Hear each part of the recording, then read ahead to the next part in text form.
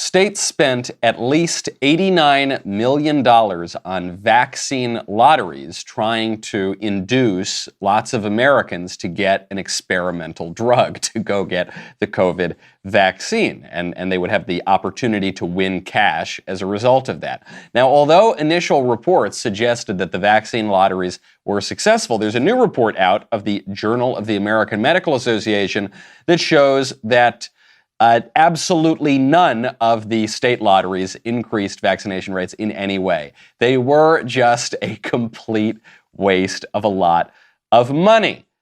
It turns out, actually, that people are not just economic animals that are to be lured and prodded with lucre and slop. It turns out that people actually can think for themselves and make their own medical decisions. Who would have thunk it? I'm Michael Knowles. This is The Michael Knowles Show.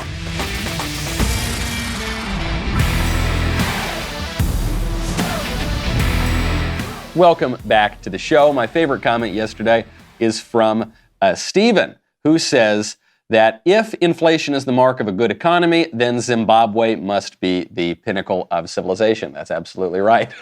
But no, it's good. It works. When your dollar doesn't go anywhere and gas costs $75 a gallon, that's the sign that there is a lot of demand, according to the White House. You know, the rising inflation, the economic turmoil, the political craziness is enough to keep you up at night, but not if you sleep on my pillow. I'm on the road at the moment, and when I'm on the road, I miss certain things. I miss my wife, okay? I miss my cute little baby. And not the least thing that I miss, my pillow. My pillow. I love my pillow pillow, my pillow sheets, my pillow products. They're just great, okay? They are. I love My Pillow because it's a good conservative company. Frankly, I would shop from them if they were run by the Chinese communists. That's how good the products are. Right now, you can get deep discounts on My Pillow, mattress toppers, towels, and so much more. They've got a buy one, get one free offer right now on the Giza sheets. They're amazing, top quality stuff. They've got a 60-day money-back guarantee and a 10-year warranty on all My Pillow products. It could be a 100-year warranty. You're not going to need it because you're going to love those products. Go to mypillow.com, click on the radio listeners specials for the buy one, get one free offer on the Giza sheets. Use promo code DailyWire at checkout, or you can call 800-651-1148. Get deep discounts on all My Pillow products, including the pillow, the slippers, the mattress topper, the My Pillow towel sets. They've got a lot of great stuff. MyPillow.com, enter DailyWire or call 1-800-651-1148. Tell them DailyWire sent you. 1-800-651-1148. The deals won't last forever, so head on over there now. Do you remember, I guess it was coming up on a year ago now, that the vaccine lotteries started to be floated. And it wasn't just the vaccine lotteries. There was something even more offensive than telling people, you know, take this experimental drug and maybe you'll win $1 million. Oh, gimme, right? The thing that was even more offensive, I remember the image clearly, I can't get it out of my mind, was Bill de Blasio, the mayor of New York, holding up a Shake Shack cheeseburger and just stuffing it in his face, this disgusting thing. He says, vaccination, get a vaccine and you can get a free cheeseburger, pigs. He didn't call us pigs, but he was insinuating that we were pigs. Yum, yum, oh, eat it, eat your slop bucket, pig. Look at the French fries too, And it was so gross. Physically, it was gross, but also psychologically, this idea that people were making their own prudential decision about their risk from the coronavirus, which for most people wasn't particularly high, and the long-term data on the vaccine, which did not exist because it was a brand new vaccine. And, but a cheeseburger? Oh, shoot me up, Captain. Thank you so much. No, that isn't how it works. And I'm not surprised that the states wasted $89 million. You know, when a state only wastes $89 million, that's a good day, actually, compared to the other sort of money that they just incinerate. But I am really pleased that they didn't work, because we're not just animals. We're human beings. We have a rational will. We actually can think about these things and say, no, I know my odds of dying from COVID. I know my odds of certain risks from the vaccines, and I know my odds of winning the lottery, okay? And none of them actually are particularly high. But this brings us to Colin Powell. Colin Powell died yesterday. He had a very distinguished career. He's been a prominent American political figure since the 80s, since the Reagan administration. He was a Republican. He served in the George W. Bush administration. He was first black Secretary of State. He his career kind of fell apart when he sold the Iraq War to the United Nations and later came very much to regret that decision. And toward the latter part of his career, he was much more of a Democrat, and he would vote for Democrats and endorse Democrats. And every time he would do that, the media would hold him out and say, lifelong Republican Colin Powell endorses a Democrat, just like he did last time and the time before that and the time before that. So I know that a lot of Republicans don't have, a great deal of political admiration for Colin Powell, even if they have a great deal of sort of professional admiration. We're obviously grateful for his service to the country. My point in discussing Colin Powell is not to assess his career. He dedicated his career to the public service of the United States. We salute him. We wish his family well and can keep them in our thoughts and prayers. The reason I bring it up is to focus on how he died. Colin Powell died of complications of the coronavirus, and Colin Powell was very, very vaccinated. So he took the vaccine, he was fully vaccinated, but he was 84 years old, and he contracted the coronavirus, and he died of it anyway. And this happens to people. He was in a risk group, and that's very sad. And I just want to compare the coverage of Colin Powell's death with the coverage of Herman Cain's death. Do you remember Herman Cain? Herman Cain was the CEO of Godfather Pizza. He ran for president in 2012. He was a sort of colorful figure, had the 999 plan, if some of you recall that. And he did not get the vaccine, and I think he may have died even before the vaccine really came out. But he didn't worry that much about the coronavirus, and he didn't wear 17 masks, and he didn't lock himself in a bubble for a year and a half. And he went to Trump rallies, and he got the virus, and he died. And the media made fun of him, and they said, ha ha ha, Herman Cain, that dumb idiot, that rube, serves you right. This is what you get when you don't live in fear and do everything Fauci says. You play stupid games, win stupid prizes. You got the coronavirus, as you well deserve. That was what they all but said. That was the tone of the reporting. And Colin Powell now followed all the rules and took the vaccines, and he died as well. And the reality is here, it's not that you die if you don't get the vaccine, or you die if you do get the vaccine, or it's directly attributable to this mask or this vaccine. The reality is that old people get sick and die, okay? And sometimes young people get sick and die too, though it's rarer. And that's a reality that we used to understand. We used to be aware of our own mortality, and we used to know that death comes for us all, and no man or demigod or great exalted figure, even the likes of Dr. Fauci, is going to stop that. And we used to not live in such a neurotic fear of sickness and death. And I suspect with the decline of religion and the rise of secularism and the rise of the cult of health and its associated pathologies, that now we can't really accept that. So we're always looking for some kind of explanation, and we're always looking to spike the football. Well, he didn't follow the rules, so he deserved to die. No, we all die. Frankly, we all deserve to die because of original sin. And there are certain things we can do to reduce those risks, but death is going to come for us all. And I think that ought to give us a healthier view of life when we come to accept that sort of thing. But a lot of people won't do that, which is why they have a very unhealthy view of life, and it's why we're giving up our political rights and our way of life here in the United States. But it's a fool's errand, because it can come for us all, and it will come for us all. What is harming us is not mortality so much as the obsession over health. What is harming us is the political power grab that is represented by the lockdowns and by the vaccines. You see this right now at ESPN. Allison Williams, who is, or rather was, an ESPN reporter, is leaving ESPN after being denied a waiver for the COVID vaccine. Take a listen to her explanation. I have been denied my request for accommodation by ESPN and the Walt Disney Company, and effective next week, I will be separated from the company. A lot of people have brought up the moral obligation receiving the vaccine is to being a good citizen. And I weighed that, and I thought about the implications. We all want to be good neighbors. We all want to end this pandemic, but ultimately an injection that does not stop transmission and spread, for me, did not weigh in morally. But I also want people to know, who support these mandates, that I fight for you. Because If this is the direction we take our country, there will come a time when the government or corporations mandate you to get something that does not align with your values. Power given is seldom returned. And when that day comes, I want you to at least know that we fought and we tried.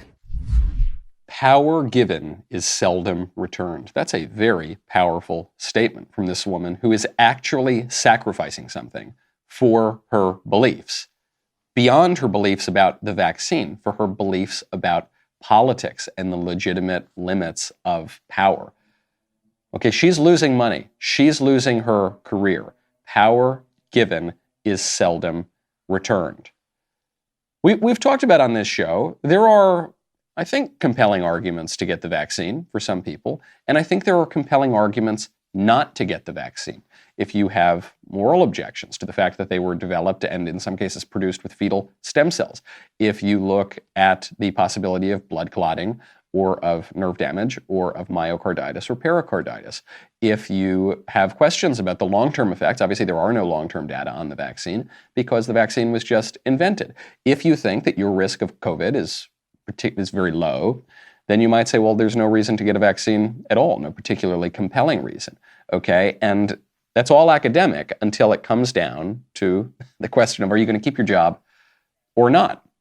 And people can make prudential decisions about that. But she's taking a stand here. And I think, as she says, the people who admire her here are not just the ones who are a little skeptical of the vaccine or skeptical of Fauci. The people who should be admiring her here are the people who cherish our former American way of life and who want to hold the government to account and keep the limits on power that we had in this country until very, very recently. You know, it's hard to see these things sometimes, in part because we have so much blue light coming out of our screens and it's ugly and it gives people headaches. And if you want to avoid blue light, I would strongly recommend you check out Blue Blocks. I no longer look at screens if I'm going to have to see that blue light. You're probably not even aware of it because there's so much of it in our culture, and you see it on your phone, and you see it on the TV, and you see it on the computer screen. Well, you can fix that right now with Blue Blocks, okay? Blue Blocks, they're very cool, fashionable glasses, and they will seriously reduce your eye strain. I mean, I was getting headaches from my eye strain, you don't even know what it is, right? But then the minute you get rid of that blue light, you're going to see the difference is really, really stark, okay? For some people, that blue light can even cause anxiety, depression, low energy. Get rid of it now with Blue Blocks. They're evidence-backed. They're made under optics laboratory conditions in Australia. They're really, really high-end. Right now, head over to blueblocks.com/Knowles. Use promo code Knowles at checkout to get 20% off and enjoy free shipping on orders over $115. Get your energy back, sleep better, block out the unhealthy effects of blue light with Blue Blocks. That is BLUBLOX.com/Knowles. Or click the link and make sure to use code Knowles to get 20% off your order. Enjoy free shipping on orders over $115. BLUBLOX.com/Knowles for 20% off today. You can thank me later. I want to turn to a topic that is near and dear to my heart. Hooters. You know Hooters? It's the chicken place where you get wings and beer and the women have kind of short shorts on and tight little t-shirts, and it's not the most politically correct place and it's not the most feminist place, but it is a place where people often go on their bachelor parties. So Hooters, and the reason they go is because they have great chicken. It's like when people say, I read Playboy for the articles. You go to Hooters for the chicken wings. They are actually excellent chicken wings. So Hooters has a new uniform. And the uniforms were already a little risque. And starting this month, all Hooters girls are required to wear these new shorts, which are even less modest than the old shorts. And they kind of display a little bit more in the way of the tights and the curves and the things that a lot of people go to Hooters to see. So they say the old shorts should not be worn. Some women are upset about this. I doubt that really any of the Hooters staff members are upset about this. Right? They're working at Hooters. They know what they're signing up for. Okay, this is not some Victorian bed and breakfast or something. This is a place where you are there to cater to guys who want to see women wearing skimpy little outfits. But some people are offended on behalf of the people who are at Hooters, and they're saying this is awful and terrible and patriarchal and sexist and whatever. I find myself a little bit torn here because I don't think that we ought to encourage more licentiousness in the culture. I think we've got plenty of that, and I'm not of the opinion of the libertines, or sometimes the libertarians who trend a little libertine to say, yeah, woohoo, do whatever you want, fulfill any base desires that you have, just don't make me pay for it, or something like that. I think it's good to orient our public policy toward virtue and away from vice. But I think there's a pretty conservative argument for Hooters, okay? And it's a distinction that increasingly in our culture, the left especially, but even the right kind of fails to understand. And that is the difference between something that is suggestive and something that is obscene. On the grand scope of our culture, Hooters is actually pretty wholesome, okay? We live in a culture that is saturated in porn, so obviously there's hardcore porn all over the internet. We live in a culture where you can barely turn on a TV show without seeing all sorts of crazy sex stuff and all crazy sorts of violence and really bizarre sorts of things. You can barely look at a billboard. I was in New York. I was on the subway in New York. They've got advertisements all over the subway car, and it was for one of the dating apps. And it's all sorts of people licking each other and in all sorts of crazy positions. And it's a guy and a girl and two dudes and two chicks and like a guy and a girl and a goat. And I don't know, it's all weird stuff, okay? And you think compared to that, Hooters is fine, It's not, Hooters is actually in a way kind of modest. The women are totally clothed, all right? And it's not a brothel, it's not a strip club, it's a chicken restaurant. It reminds me of the perennial debate, the controversy over Baby It's Cold Outside. It's a baby, it's cold outside. Well, I really can't stay, baby, it's cold outside. And the libs listen to the lyrics, which are of a guy inviting this woman in to have a cup of cocoa or to have maybe something a little stronger than that. And the woman says, no, I really can't. No, I really shouldn't. He says, no, baby, come on. It's cold out there. You don't want to go back out there. No, I should go home. No, really, come on in, right? And the libs say, well, this is a song about rape. It's rapey. He's trying to rape her. Because the libs don't understand the difference between rape and coercion and seduction. Right? The whole point of Baby It's Cold Outside is that the woman actually does want to stay. It's not that she's fleeing the man. It's like, no, get me out of here, call the cops, right? She is attracted to the man is attracted to her, and in the traditional way of doing things, until about 5 minutes ago, the man would pursue the woman, and the woman would be modest and resist in a way, and then acquiesce if she liked the guy, or not acquiesce if she didn't like the guy. And now we pretend that men and women are exactly the same, and men need to take 6 months of paternity leave or whatever to chest feed or something. I don't know. There's a lot of jargon now. But men and women actually are different. And Baby It's Cold Outside, even though it's a song about a guy wanting to sleep with a girl and a girl wanting to sleep with the guy, in a way it's sort of wholesome as well. Okay? There's something perfectly normal about recognizing that men are attracted to women, women are attracted to men, and we need to constrain those desires in a certain way and limit them, and not just have everybody running around naked, putting all sorts of things in all sorts of places, but actually need to restrain them, even if it is just with a skimpy Hooters outfit. Speaking of triggering things, if you turn to another den of licentiousness and obscenity, Yale University, the administrators of Yale Law School are clamping down on free speech and students' rights. They are demanding that a student apologize for sending a triggering email. The student is a Native American student. So on the hierarchy of victimhood, Native Americans are pretty much at the very tippy top, okay?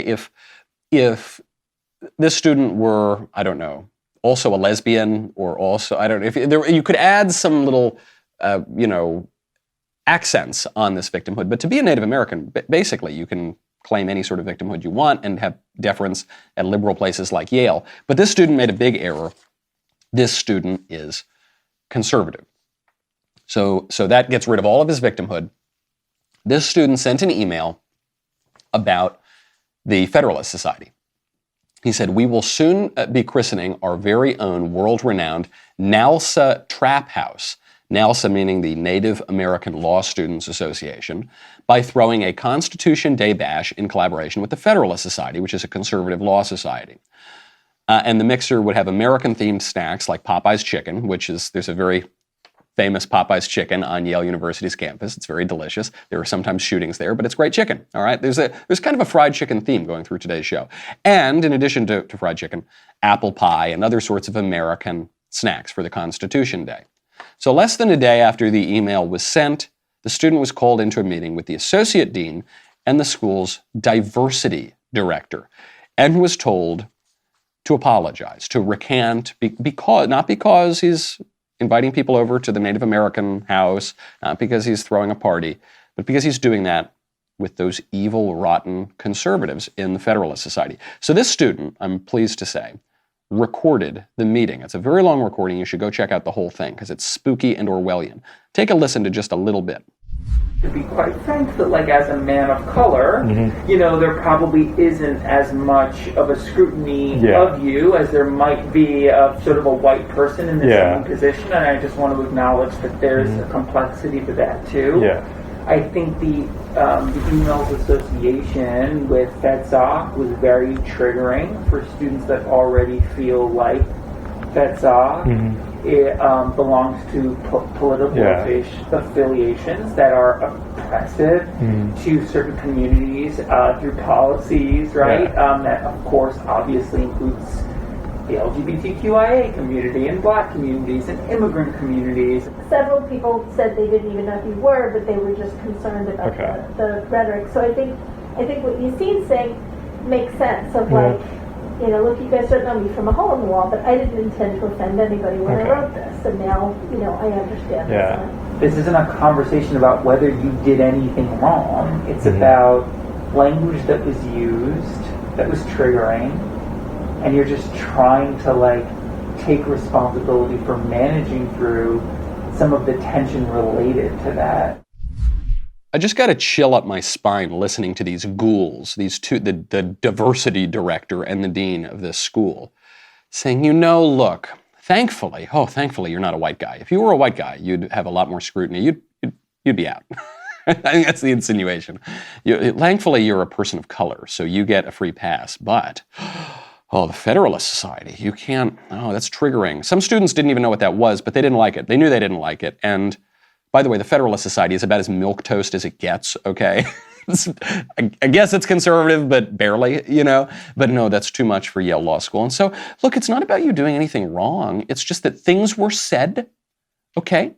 And responsibility should be taken because of the students. And you got to listen. I mean, it goes on and on and on, where this dean and this diversity director, these ghouls, say, you know, might not be great in your career if this, maybe you're going to want to apologize. Hey, we'll help you draft the letter.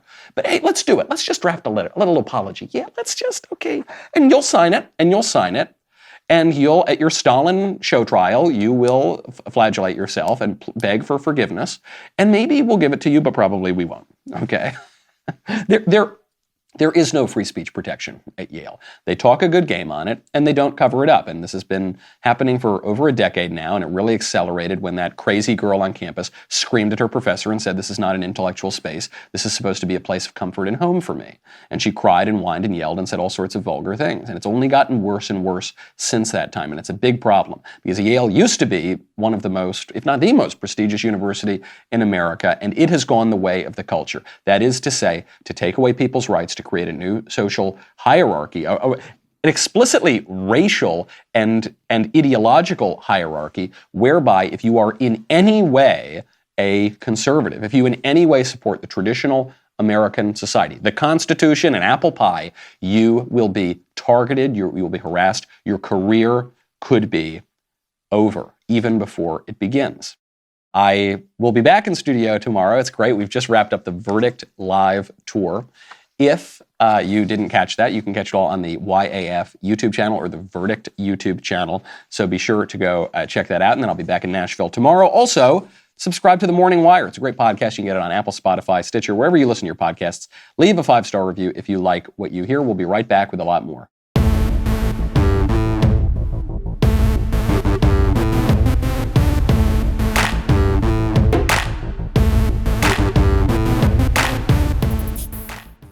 Speaking of censorship, you are very likely familiar with Bari Weiss. Bari Weiss is not a conservative. She used to work at the New York Times. Now she just has her own Substack and her own podcast, and it's more credible than anything you're seeing in the New York Times. But she's not a conservative. Sometimes conservatives make this mistake where whenever anyone questions the dominant liberal regime in any way, we just take them in and we say, you're one of us, you're one of us. But she is not. She's a liberal who does not go along with the dominant regime. So she was just on CNN. She's liberal enough that she still gets invited on CNN. And she called out that liberal ruling class for the corruption and the coercion that it involves. And she did this specifically with Brian Stelter on the ironically named show Reliable Sources. Take a listen. You write, there are tens of millions of Americans who aren't on the hard left or the hard right who feel the world has gone mad. So in what ways has the world gone mad? Well, you know, when you have the chief reporter on the beat of COVID for the New York Times talking about how questioning or pursuing the question of the lab leak is racist, the world has gone mad. When you're not able to say out loud and in public that there are differences between men and women, the world has gone mad. You say we're not allowed, we're not able. Between... Who's the people stopping the conversation? Who are they? People that work at networks, frankly, like the one I'm speaking on right now, who try and claim that, you know, it was racist to investigate the lab leak theory. It was. But I mean, who let's said just that take at an CNN? example. But I'm just saying that when you say allowed, I just think it's a provocative thing to say. You say we're not allowed to talk about these things, but they're all over the internet. I can Google them. I can find them everywhere. I've heard about every story you mentioned. Course. So I'm just suggesting, of course, people are allowed to cover whatever they want to cover. Who's shutting down the conversation? Who's not letting people speak? Hold on, shut up, Barry. Who's not letting? Keep your mouth shut. I'm not done talking. Who's doing that? You're not. No one's doing that. Okay, I'll give you the last word. Actually, no, I won't. Shut up. Who's shutting down the? You are, Brian. You are literally shutting down the conversation right now. And I'm not sure that he really believes what he's saying. What he is saying is that the establishment media do not in any way suppress questions about Dr. Fauci, questions about the COVID origins and the associated public health tyranny, that they do not in any way suppress, I don't know, the distinction between men and women, and that's just preposterous. I could be kicked off of social media for saying that men are not women, and there are specific rules around it which we try to get around without compromising the truth and the reality of what we're reporting. But we've been dinged on it before on this show, at the Daily Wire, at elsewhere. And then what is his argument? He says, look, yeah, maybe we don't cover any of these things on CNN. Maybe the New York Times doesn't cover these things, but you can Google it. So first of all, Google will suppress the search results. But second of all, is that's really your answer? Virtually all the newspapers, virtually all the TV stations, virtually all of the main media outlets, also run by big tech, which are going to suppress certain stories like the Hunter Biden laptop story or anything regarding COVID that doesn't go along with Dr. Fauci. So, all of the power structures are going to suppress those sorts of views. But, you know, if you poke around the deep recesses of the internet, maybe you'll find something. So it's the same. It's not being suppressed. What are you talking about, dude? It's really frustrating. Bari Weiss is totally right here, and Brian Stelter is demonstrating how wrong he is. But I think we need to go a little further here. Right? Bari Weiss is a good liberal. I like her. I'm glad there are good liberals. I'm glad she's doing what she's doing. She's doing real work. We need to go further, though. Okay? A lot of times, this trap conservatives fall into is we pretend that good liberalism is the goal. That, relatively open-minded liberals like Bari Weiss, that's it. That's the gold standard, and that's what we need to aim at. And the conservatives whine about authoritarianism, or they whine about illiberalism, or they do this both sides kind of thing, and that's just not going to cut it, okay? And this is why we lose, because those words don't really mean very much, okay? Authoritarianism or illiberalism. Go read John Locke, okay? John Locke, the father of liberalism, reads as much more authoritarian or illiberal, or whatever slogan we want to use, than anybody who is being accused of those things today.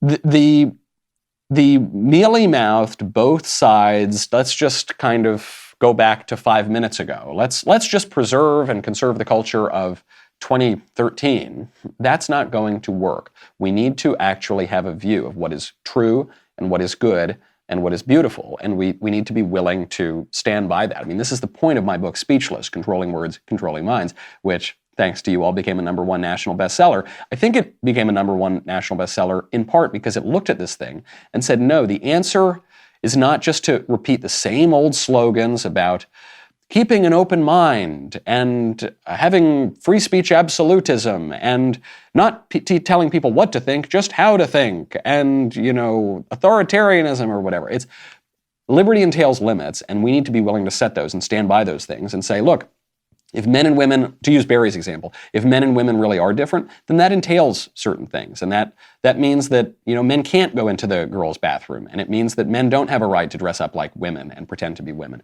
And it means that actually marriage has a specific meaning. And it means that, no, maybe the transportation secretary shouldn't take 2 or 3 months of paternity leave amid a transportation crisis. And it just implies certain things. And it doesn't just imply that we can do X, Y, and Z. It implies that we can't do certain things as well. It implies limits. Speaking of authoritarianism, the Taliban is back in the news. I guess that would be quite an extreme of authoritarianism. The Taliban are back in the news because, as they have now taken power in Afghanistan, some news crews are getting interviews with them, and one news crew is making fun of a Taliban official because they handed him a globe and they said, "Where is Afghanistan?" And this dummy can't point to Afghanistan on a map. C'est ça que vous voulez que je vous montre? Pourquoi? Je vais la tourner côté Afghanistan. He's holding up the globe. They're speaking some barbaric language. I think it's known as French. And he's looking all around. He just can't find it. And they zoom in. This little clip is going viral on TikTok. They zoom in. Taliban official there is, he's struggling. And then the guy walks in and says, there it is. There's Afghanistan. Ha ha ha. What a dumb idiot. Ha ha, that stupid Taliban guy. He doesn't even know where it is. Man, he's so dumb. Ha ha. So the Taliban official can't identify the country on the map. You know what he can do, though? Conquer the country and send the most powerful nation on earth packing within like 11 days. That's what he can do. So ha ha ha, he doesn't know how to use maps. Ha ha ha, but you know what he can do? Conquer the nation that we spent 20 years trying to conquer. He might not have a whole lot of technical knowledge, he might not have a whole lot of book learning, but he's got a lot of practical knowledge. He knows how to control Afghanistan.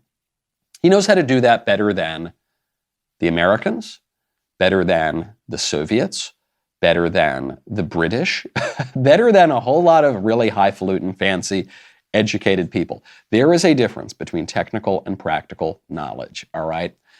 Book learning and how to really do stuff.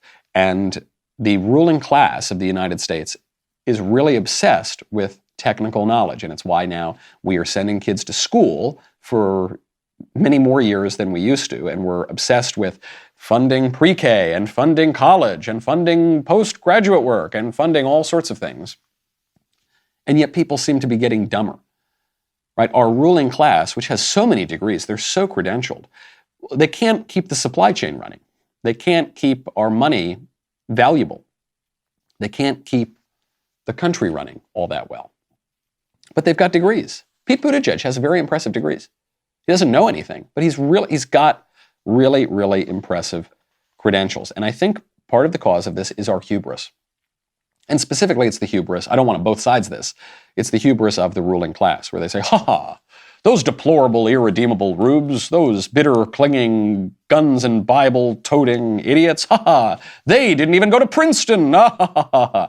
Yeah, I bet they can do more things than you can, okay? They might not know a lot about Foucault or gender theory or something, but I bet they know more about things that actually matter and things that, frankly, are actually true.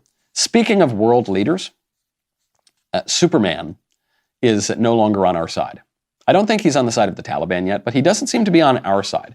Superman, who used to stand for truth, justice, and the American way, now stands for truth, justice, and a better tomorrow. Now, I remember years ago, 15 years ago, there was some Superman movie. I can't keep track of the superhero movies, but there was a Superman movie that made waves because it replaced the motto, truth, justice, and the American way, with truth, justice, and all that other stuff. You know, it's kind of like a joke, an aside. Haha, we no longer believe in the American way. Oh no, we're just ironic. We recognize that's all a lie and we're evil Americans, and so we don't, haha, it's just all that other stuff.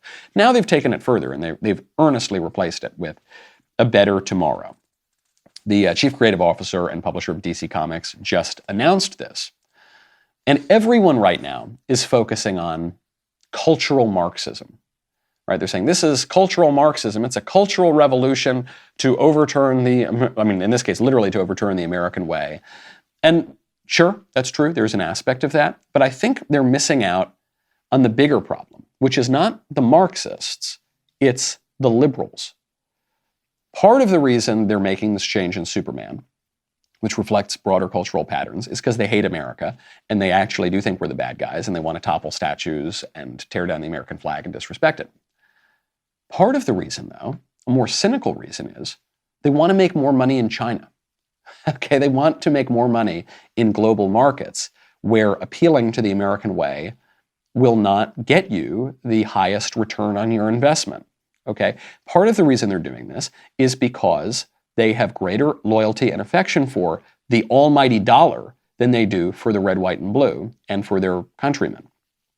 It's not just the commies that are the problem, it's the liberals too. And a lot of right-wingers have given into this. For many years now, a lot of right-wingers have shilled for woke multinational corporations that hate our country and hate our way of life and hate the American people.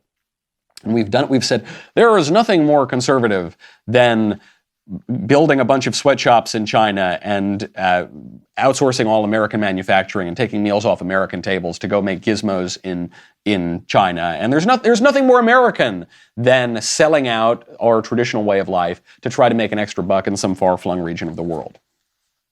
No, there is. And there are more important things in life than money. And if anyone should understand that, it's conservatives.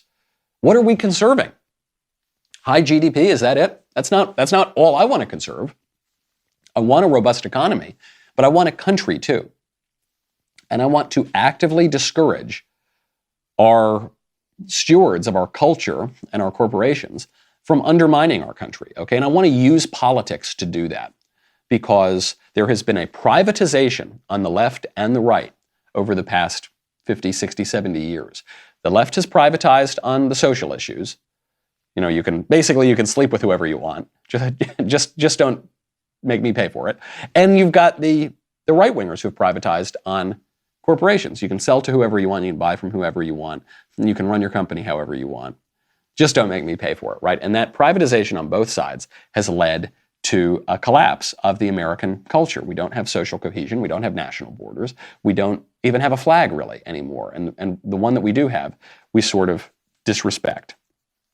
Right? The libs, the neoliberals, the kind of ruling establishment, uses this language of wokeism to placate the people and to put a little patina and a facade over their obvious cynical quest for money. You're seeing this right now with the the NCAA, the college sports organization, is suggesting they need to eliminate the SAT and ACT requirement. So they no longer think that student athletes should be tested on how smart they are and how much they know. And the argument that they're using to justify getting rid of this very basic test of one's intelligence and preparation for college is that they need to do it to promote racial equity. So that's the line. We need to get rid of all these standards to promote racial equity. So the I keep confusing these things. It's because we're talking about race. The NCAA task force has recommended that high school students who are looking to play D1 or D2 sports should not have to submit their SAT or ACT scores as part of the recruiting process. The Daily Caller is reporting that they made these recommendations on Friday to promote racial equity. This is a prime example of neoliberalism using woke language to chase the almighty dollar. Because first of all, what they're saying here is that black people are dumb, right? That is when you get past all the woke jargon and language, what the NCAA is saying is black people are dumb and they don't do well on tests. And so if you want black people to go to college, they need to not be tested, because if they are tested, they won't get in. Right? I think that's offensive. I don't think that's a nice thing to say. I don't think that is particularly racially equitable. I don't think that promotes racial equity. But that is what the NCAA is saying. Now, why are they doing this? Because I don't think it's to promote the education of their students. I don't think it's to promote the racial equity among their student athletes. I think it's because they want their student athletes to only be focused on sports. And I don't think they want their student athletes to ever be thinking about history or literature or math. I bet the NCAA doesn't want their students pretty much ever to step foot inside a classroom. They want them to be dribbling and shooting and weightlifting and practicing their sports so that the NCAA can make more money.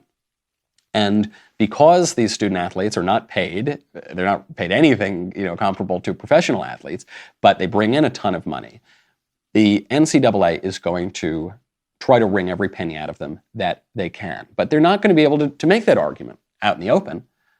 They're not going to be able to say, dressed up like rich Uncle Pennybags saying, yeah, let us make even more money on these athletes. Yeah, they don't need to learn anything in school. What? Oh, they're not going to have a career afterwards? Who gives a damn? We're going to make some more money for those years that they're in college. No, what they're going to say is, no, it's actually, it's for race, just equity, diversity, inclusion. That's why our students shouldn't learn anything. And the libs are going to go along with it. The libs are going to go along. We've always viewed in this country, or at least the line from the left, is that the Republicans are the party of the rich and the ruling class, and the Democrats are the party of the poor and oppressed masses. No, there is a ruling party in America. It's the Democratic Party. Some Republicans kind of go along with it, the squishes, the court jester conservatives, but they're the junior partner in that relationship. And the Democrats use the language of wokeness to push for the same cynical, dollar-chasing ends that any ruling class or any oligarchy might. Speaking of sports going woke, last Wednesday, EA Sports announced that they will be removing John Gruden from their Madden NFL 22 video game. So Gruden, you'll remember, is that Las Vegas Raiders coach who a dozen years ago made some politically incorrect jokes in his private email and has now lost his career and is being erased from everyone's memory before our very eyes. He's now being erased from a video game that's already out. So the video game's already done. He's going to be released after the fact. He will be replaced. This is so creepy. We are taking steps to remove him from Madden NFL 22. We will replace him with a generic likeness via a title update in the coming weeks. John Gruden is being unpersoned in a manner reminiscent of Stalin and evocative of George Orwell. And the totalitarian ideology here is not Soviet communism, and it's not English socialism in Orwell's book. It is diversity, inclusion, and equity, which spells die for those of you who pay attention. But it's diversity, inclusion, and equity. That's what's going on at Yale. Why does Yale have a dean of diversity? What does that even mean? Because that is the new chaplain of the new seminaries. Okay, it's the seminaries of wokeness have a chaplain, and the chaplain is the dean of diversity and inclusion and equity. And they are going to enforce the new moral order. And the new moral order is radical leftism. The new moral order is wokeness. Okay, at Harvard, they just announced that they have an atheist chaplain there, and everyone was up in arms. I'm not surprised at all. Harvard started as a seminary. It's still a seminary. It used to promote Christianity. Now it churns out clerics of wokeism. So, of course, their chaplain is an atheist. The religion of Harvard and of our country, the official religion, is secularism and atheism, and it's the ideology of diversity, inclusion, and equity. And diversity, inclusion, and equity, it is a jealous God, okay? When traditional religion goes away, it doesn't leave a vacuum. What replaces religion is ideology, and that's been true for several centuries now, and we're seeing that play out before our very eyes. And a lot of Republicans don't know how to push back against this sort of thing, okay? I'm thinking of the shill, the guys like Asa Hutchinson, who's the governor in Arkansas, the Liz Cheney types, the Adam Kinzinger types. They don't know how to push back against this sort of thing. And actually, before we go, I want to turn to the United Kingdom, because there's a story that's not getting a ton of play in America, but it shows you what's going on here. There was a conservative member of parliament who was just killed in a Muslim terror attack. His name's David Ms. I may be mispronouncing that. He died on Friday. He was stabbed multiple times. He was 69 years old, and he was holding a meet and greet with his constituents. He was first elected to Parliament in 1983. He's been there for a very long time. He's survived by his wife and his 5 kids. He was a devout Catholic, and he was killed by a radical Muslim. And so the circumstances of his death are being covered up by the PC police. But even more concerning, the man was a devout Catholic. When he died, or as he was dying, a priest heard about this, ran to the scene to administer last rites. This is a very important thing in the Catholic faith. And the priest was not allowed on the scene. But the cops said, no, sorry, it's a crime scene and you're not allowed here. The cops just didn't get it. Traditionally, priests are allowed to go to these crime scenes to administer last rites. This is very important. If I am dying, if it's not going to turn out well for me, it is much more important that a priest show up to give me last rites than that a doctor show up or than that a cop show up. It's much more important for my soul, okay? But even though we understood this for centuries and millennia in our culture, that has been wiped away. We don't even understand it anymore. But there are more important things in life than money. Actually, the raw pursuit of money or pleasure or the pleasures of the flesh, that is not the be-all and end-all. And actually, the dominant ideology of diversity, inclusion, and equity, or wokeness, or call it whatever you want, that is not the true moral order, okay? It certainly doesn't represent my views, and it doesn't represent reality either. But we are forgetting that. We have lost our principles in the UK, in the United States, throughout the West broadly. And if we do not hold them back, if we do not stand up for our principles right now, like that lady at ESPN or anyone else, some of the heroic people that you see crop up every so often, if we do not stand up for them now, they will be lost. And like that cop who wouldn't let the priest come give last rites, we won't even know, we won't even remember what it is that we have lost. I'm Michael Knowles. This is The Michael Knowles Show. I'll see you tomorrow.